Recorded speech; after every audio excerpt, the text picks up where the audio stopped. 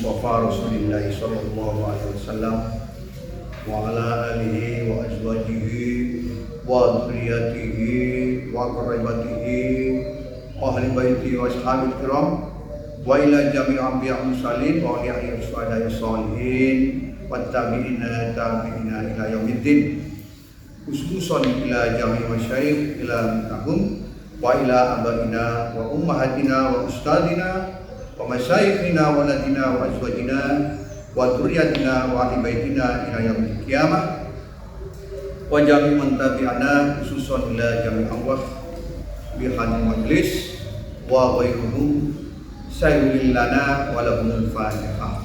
A'udzu billahi minasyaitonir rajim. Bismillahirrahmanirrahim. Alhamdulillahirabbil alamin arrahmanir rahim maliki yaumiddin. Iyyaka na'budu wa iyyaka nasta'in ihdinas siratal mustaqim shiratal ladzina an'amta 'alaihim ghairil maghdubi 'alaihim waladdallin. Bismillah.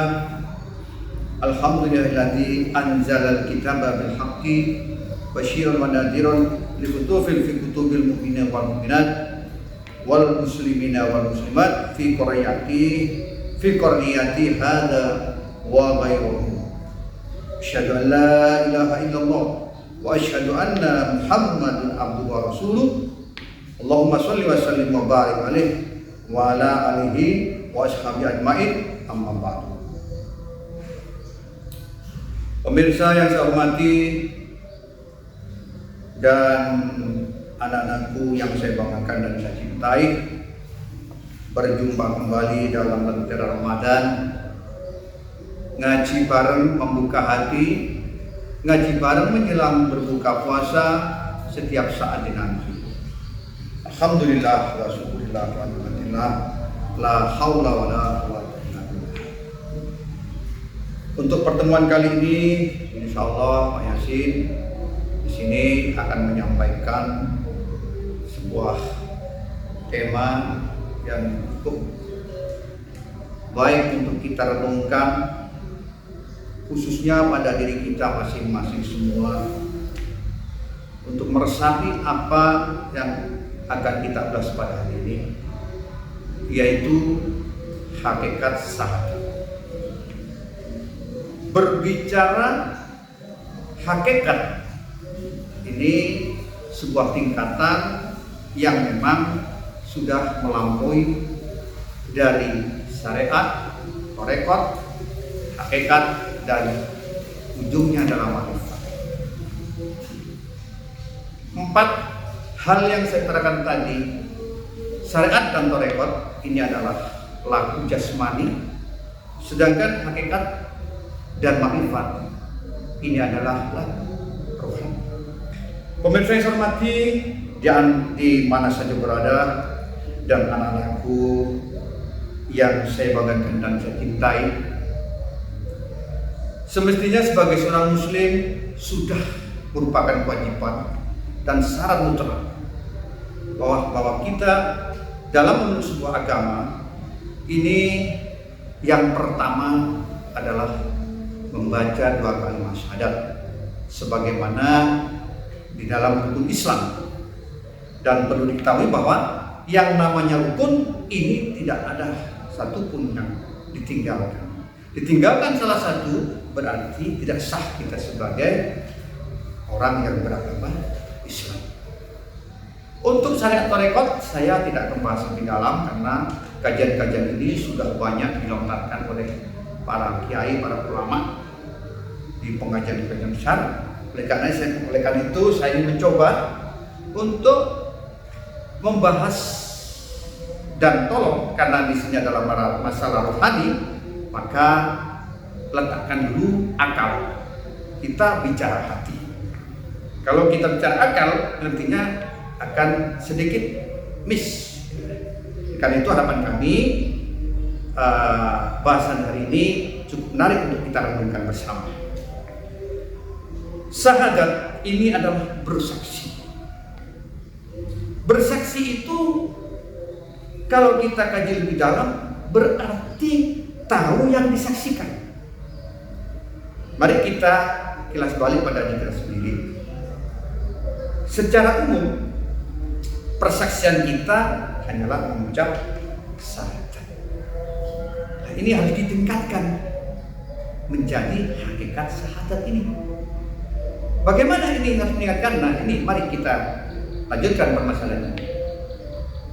Syahadat tadi adalah bersaksi. Pertanyaannya adalah bagaimana kita menyaksikan? Baiklah, karena di sini adalah sifatnya menyaksikan, perlu dipahami pemirsa yang saya hormati, anak-anakku semuanya yang saya bangga cintai. Penyaksian ini ruhani yang bersaksi. Berarti yang bersaksi itu bukan mata dohir dua mata kita ini, melainkan mata hati kita yang bersaksi, yang disebut dengan iman. Nah, iman itu sendiri adalah rasa yang harus kita rasakan pertemuan kita dengan Sang Pencipta, dengan Al-Khaliq. Karena di dunia ini cuma ada dua, ada pencipta dan ada yang diciptakan. Pemirsa yang saya hormati, selalu semuanya yang saya banggakan, saya cintai, berbicara tentang kesaksian ini, maka kita renungkan dalam sebuah hadis bahwa awaluddin ma'rifatullah. Apa itu awaluddin ma'rifatullah? Awalnya beragama itu aslinya kita harus mengenal Allah terlebih dahulu. Mengenal Allah itu bagaimana? Para sahabat bertanya pada kanjeng Nabi Rasulullah Muhammad SAW. Dijawab oleh kanjeng Nabi, man arafa nafsahu faqad arafa rabbahu. Kalau diterjemahkan dalam bahasa Jawa, sapane wong sing kenal awake dhewe, maka dia akan mengenal Tuhannya. Itulah maksudnya. Pertanyaannya sekarang, bagaimana kita mengenal Tuhan? Mengenal Tuhan, saya terangkan tadi bahwa tidak bisa dengan mata dohir, tapi mata hati, mata batin, ainul basyiruh. Caranya bagaimana? Kita sadari bahwa kita sebagai makhluk yang pada intinya adalah tidak ada daya dan kekuatan apapun yang dimiliki kecuali atas kekuatan dari Allah, atas peran dari Allah. Tanpa peran Allah, Pak Yasin yang duduk di sini tidak akan bisa tampil di sini menemui pemirsa dan semuanya. Dari sinilah kesaksian kita dimulai. Bagaimana kita merasakan dari ujung kepala sampai ujung kaki. Rambut ditumbuhkan, siapa yang menumbuhkan? Padahal kita tidak pernah menyiram rambut kita. Gigi ditumbuhkan dengan batasan tertentu, tidak tumbuh terus. Ada yang menahannya. Bayangkan seandainya gigi tumbuh terus, bisa berapa kita ini? Subhanallah, Maha Suci Allah dengan segala kekuasaan. Alis kita pun juga diatur sama-sama rambutnya. Itu pun juga terbatas tubuhnya. Subhanallah. Pernahkah kita merenungkan hal itu? Saya yakin jarang yang merenungkan. Seandainya hidup kita, alis kita tumbuh terus seperti rumput di kepala dengan lahan yang sama, bagaimana jadinya manusia ini? Sibuk dengan dirinya untuk senantiasa ke salon merapikan hidup dan alisnya. Itu satu persoalan. Belum lagi yang lain, pemirsa yang saya hormati dan aku cintai. Mari kita rasakan, kita renungkan betapa besarnya kuasa Allah mengendalikan itu semua. Karena Allah itu sang pengendali. Tubuh kita ini ibarat alam semesta yang kecil, belum lagi alam semesta yang besar. Subhanallah, semua itu terkendali. Siapa pengendalinya? Siapa pengendalinya? Adalah Allah Azza wa Jalla. dengan firman-Nya di dalam surat Al-Kahfi 39, la quwwata illa billah. Dalam Shofat 96 kalau salah, bunyinya adalah demikian, wallahu khalaqakum wa ma ta'malun. Itu Shofat 96. Akulah yang menciptakan apa saja yang alam di alam ini, dan aku pula yang mengatur segalanya.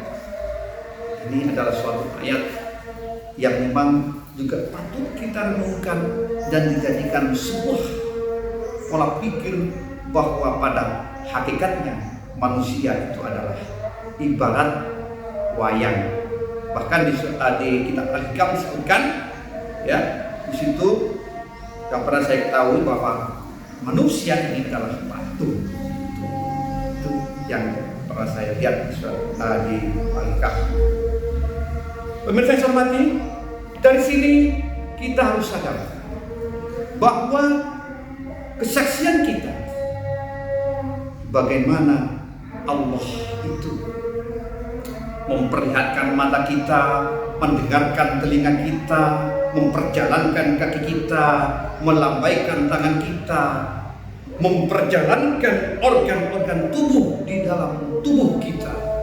Ini adalah semua kuasa Allah, bukan kuasa sihir. Allah lah yang berperan di sini, karena Allah lah sang Khalik, sang pencipta.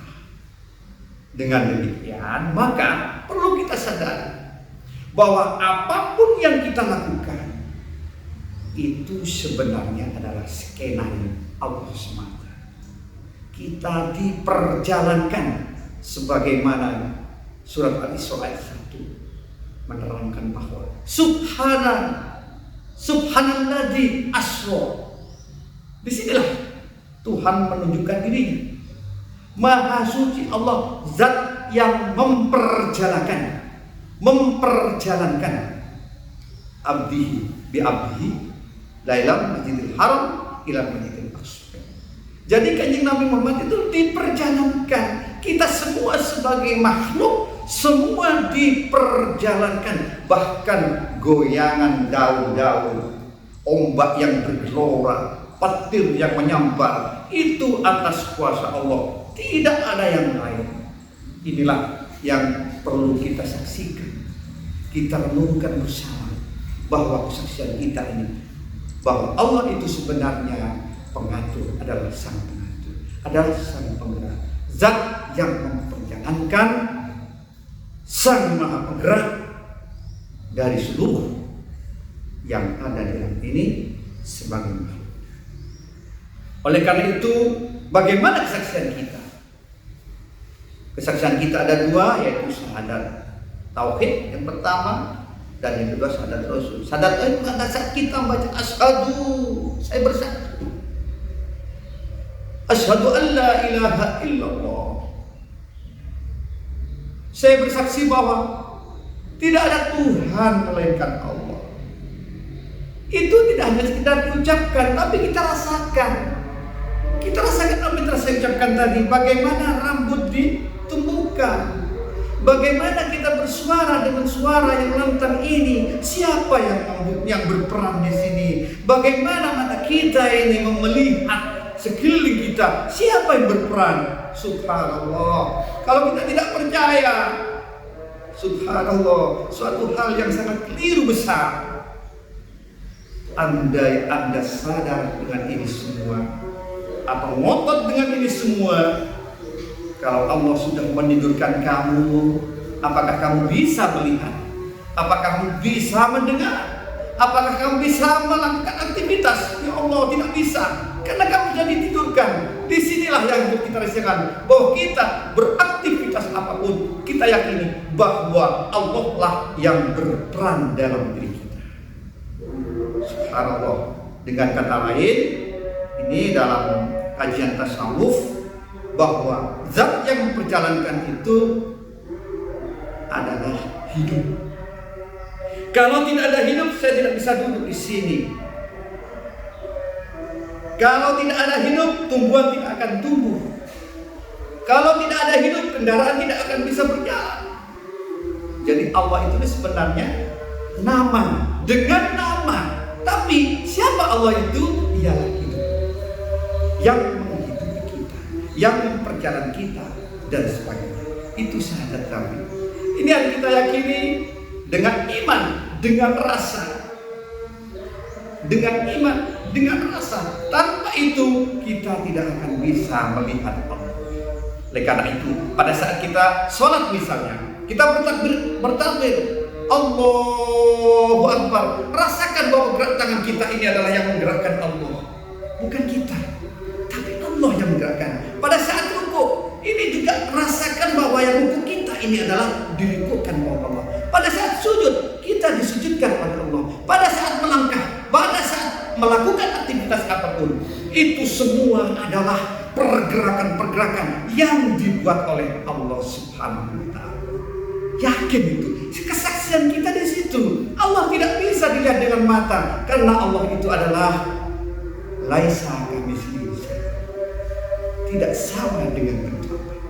Tapi ada, bahkan dia nyata kalau kita rasakan betul-betul. Latihannya adalah kita harus melakukan latihan rasa, merasakan keberadaan Allah dimulai dari tubuh kita, bahkan di luar diri kita. Untuk latihan-latihan awal, kita harus merasakan pada saat minum air masuk dalam tenggorokan. Ini adalah kesaksian kita bahwa Allah yang berperan di sini sampai mengalir ke tubuh kita. Subhanallah, aktivitas apapun, ini adalah Allah yang memperjalankan. Oleh karena itu, keegoan kita, kebisaan kita, kepintaran kita, bukan kita yang pintar, bukan kita. Yang pintar adalah yang memperjalankan, yang membuat sebuah persoalan. Jadi bukan kita, sadar itu. Itulah kesaksian sadar kita bahwa semua yang ada di alam ini atas kuasa Allah. Berikutnya itu sadar tauhid. Berikutnya kita menuju pada syahadat Rasul yang diawali tadi dengan asyhadu alla ilaha illallah wa asyhadu anna Muhammadar Rasulullah. Dan saya bersaksi bahwa Muhammad itu adalah utusan Allah. Siapa itu Muhammad? Kalau secara toto syariat dan torekot, ya Muhammad yang ada di Arab Saudi sana, di Mekah. Kita tidak bisa bertemu dengan beliau. Tapi siapakah diri kita? Pemirsa yang saya hormati dan anak-anakku yang saya cintai dan banggakan, siapakah Muhammad itu? Muhammad itu adalah hamba Allah. Yang jelas Muhammad itu adalah makhluk. Sepakat tidak kalau Muhammad itu adalah makhluk? Tadi sudah ulas dari awal tadi bahwa makhluk itu tidak bisa apa-apa, bahkan diperjalankan. Nah kita ini apa? Kita juga makhluk. Berarti secara hakikat Muhammad itu adalah diri kita sendiri juga. Bisa dipahami? Oke. Jadi Muhammad itu adalah diri kita. Yang pernah Nabi Muhammad itu berkata bahwa aku sama dengan kalian semua juga manusia. Dan Nabi Muhammad tidak mau dipuja, disanjung. Dia suruh menyembah, hanya menyembah kepada Allah. Wa ma khalaqtul jinna wal insa illa liya'budun. Tidak aku ciptakan jin dan manusia kecuali hanya untuk mengabdi kepada aku, katanya.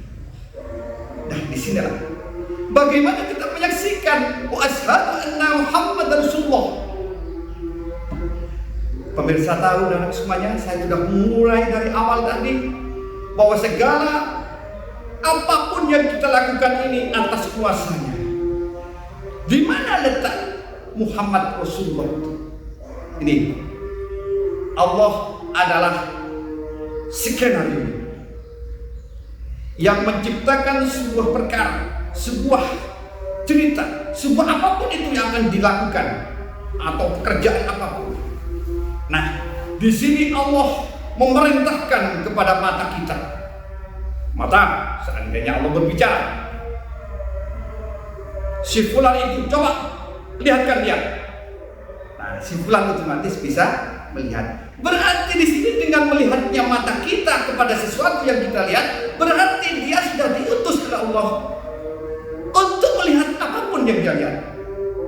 Jadi Allah sudah otomatis memerintahkan. Berarti Rasulullah Muhammad telah memperjalankan hambanya, yang makhluknya yang berupa mata. Demikian pula kaki melangkah. Kaki melangkah, siapa yang melangkahkan? Allah. Bagaimana prakteknya?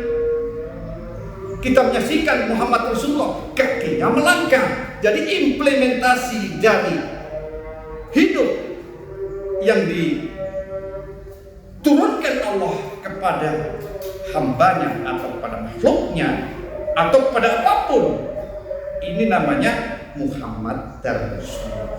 Muhammad sudah mau melaksanakan utusan Allah. Kita sholat juga demikian. Siapa yang menggerakkan? Nah, dia bergerak. Allah mengutus, ayo rukuk. Nah, badan kita rukuk. Berarti ini Muhammad Rasulullah. Dia mau diperintah Allah. Muhammad Rasulullah. Beramal juga demikian. Diperintah oleh Allah. Ayo beramal. Dia melakukan amal. Berarti dia itu yang menggerakkan itu adalah Allah. Dan dia yang bergerak itu sebagai wujud implementasi dari Muhammad dan Rasul. Banyak sekali kalau kita ulas, pemirsa, luar biasa. Kita renungkan itu semua agar kita bersahadat yang memang betul-betul syahadat, bukan hanya di lisan tapi dirasakan. Ini adalah awal dari pembelajaran kita rukun Islam yang ada 5. Kalau kita bahas secara panjang lebar, maaf waktunya saya dibatasi karena terbatas oleh waktu. Mudah-mudahan di lain waktu kita berjumpa lagi bagaimana itu hakikat daripada sholat dan seterusnya sampai ujungnya sampai hati. Ingat, hakikat di sini adalah tuntutan Allah kepada makhluknya bahwa hamba makhluk ini diciptakan tidak boleh menyembah kepada selain Allah. Kita koreksi diri kita pada saat sholat. Apakah kita sudah menyembah Allah? Apakah hati kita sudah diisi yang lain? Berarti kalau hati kita diisi yang lain, berarti tidak menyembah sama Allah. Disinilah yang disebut berhala atau tauhid, yang betul-betul di sini adalah menutupi Allah. Banyak sekali pemirsa, kita renungkan ya, kita bersama merenungkan kesalahan-kesalahan kita. Oleh karena itu pada saat kita sholat itu adalah merupakan sarana ibadah kita untuk menuju Allah. Dan di situ bertemu dengan Allah. Pertemuannya bagaimana? Kita rasakan apa yang telah saya utarakan tadi. Mudah-mudahan dengan uraian saya yang cukup singkat ini, bisa dipahami, dan yang jelas mudah-mudahan Allah meridhoi, membuka hati kita, menyadari sepenuhnya bahwa kesaksian kita ini yang sebenarnya adalah kesaksian yang harus diimani, yang harus dirasakan, tidak hanya sekedar diucap oleh lisan semata. Oleh karena itu, saya ingin menitip sedikit firman Allah dalam surat Toha 14. Allah berfirman, Bismillahirrahmanirrahim. Innani Allah, la ilaha illa ana, fa'budni wa aqimis sholata li dzikri. Ya Allah, sesungguhnya aku ini Allah berkata, la ilaha illa ana, tidak ada Tuhan selain aku, kata Allah. Fa'budni, sembahlah. Siapa dari sembah? Aku. Siapa aku itu? Hidup yang telah aku ciptakan tadi. Ya. Allazi asra, yang memperjalankan.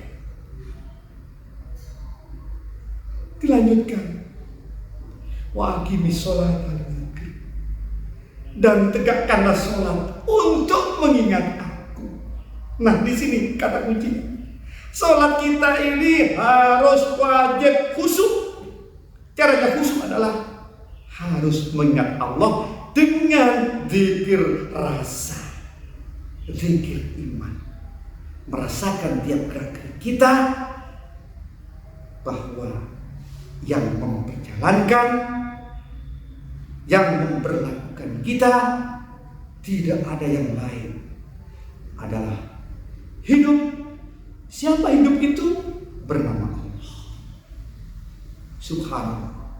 Mohon maaf atas segala ulasan saya.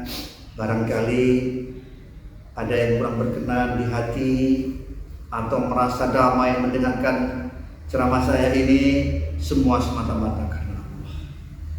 Dan yang berbicara pun di sini semata-mata karena Allah saya berbicara. Jadi pada hakikatnya adalah Allah yang memperjalankan. La haula wala quwwata, la haula wala quwwata, la haula wala quwwata. Demikian ceramah singkat hari ini, mudah-mudahan bermanfaat bagi saya pribadi dan bagi pemirsa anak-anakku yang saya cintai. Akhir kalam, saya mohon maaf yang sebesar-besarnya atas segala kekurangan, karena kesempurnaan itu hanya milik Allah. Billahi taufiq wal hidayah. Assalamualaikum warahmatullahi wabarakatuh.